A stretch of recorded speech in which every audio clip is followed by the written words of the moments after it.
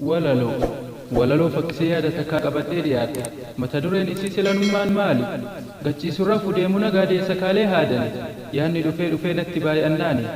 maafan obsee aada dubbadhee bahadha ka dhugaa dubbatu duruun jaalatani namu waanuma danda'uun gahee bahaa ta'ani arraba koo rabbiin dhugaa irraan dabsini itti seennee laallamee walumaan ta'ani ka duraan safuudha ka baranaa raajii ka duraanin addaani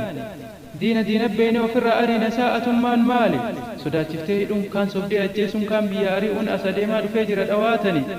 keessi kan kee diina Oromoo zaatani erga bakka buutee nutti siite malee maaltu nurraa siqee hiyyummaaf gadadoon lafa qabdee dhufte akka gubaa ibiddaa filannoon kaloofnan karaa tolche jettee asiif achi fiida tasa hin xaariin uummanni si jibbee sanuu mirgaa mitii bitarratti jiida dhiini Oromootaa garaa nama nyaatu yoo buddeena nyaatu waxii godhattee teette imimmaan hawwata yoo qaaman dhiqattu saafaa jala teette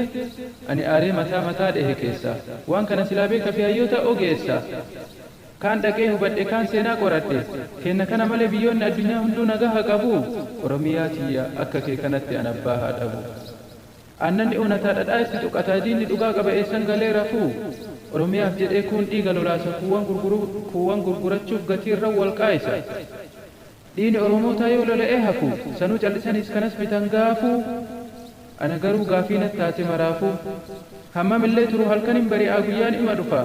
qabsaan hin kufa ilma bakka bu'a qabsoon itti fufa kun sii galuu qaba yoo tana callifne lafa bira taree mana keessa galluu nurra dhaaluuf dhufa waan ta'e wallaalee garaan na gubatee yoom hiyyuun kannisaa rasaa injifate dhumarratti garuu dhaamsi koo hundaafuu godina aanatti olii gadi wal qooduun kutaa fi amantiin olii gadi wal baasuun diinaf garaa laafuu ammaaf nagayaati yaadaf karaa osoo beeku irraa hafuu irra caalan namaa na beeka hundaafuu kanan beekne garuu barii fuulduraafuu du'a sodaa jechaa dho'ifachuun naan mala biyyaaf maqaa kiyya biyyi koo arsii diidaa dhaloonni kiyya baarii jedhamaa ammas maqaan kiyya warri yaada gaarii naaf gumaachaa turtan hunduu galatooma